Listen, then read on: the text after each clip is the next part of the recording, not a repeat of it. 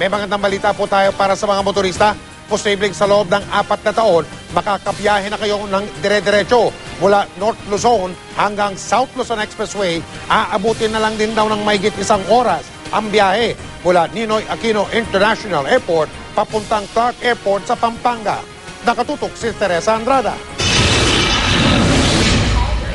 Halos plansyado na raw ang detalye para sa pagtatayo ng NLEX-SLEX Connector Road Project na magdudugtong sa North at South Luzon Expressways. Nasa 13.24 kilometers ang haba ng Connector Road Project. Pagdudugtongin ito ang Buendia Skyway sa Balintawak.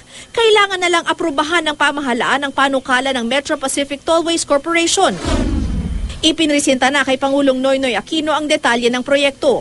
Ayon sa Metro Pacific, bukod sa makatutulong sa decongestion ng traffic ang proyekto, magsisilbi raw link ang proyekto sa airport ng NAIA at Clark Airport sa Pampanga. Integrated expressway that will benefit our countrymen while connecting Clark to NAIA seamlessly. Habang hinihintay na maaprubahan ng NLEX-SLEX project, sabi ng MPTC, sa Disyembre uumpisahan na nila ang Harbor Link Project.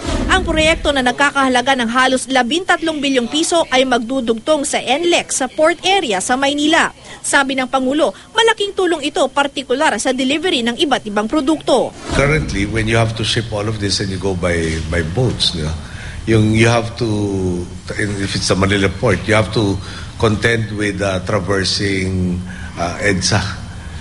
And that adds a significant amount of travel time. It adds pressure to your just-in-time deliveries. Target na matapos ang NLEX-SLEX project sa Disyembre 2015 o February 2016. Kasabay nito, ipinresenta rin sa Pangulo ang detalye para sa Stage 3 ng Metro Manila Skyway Project.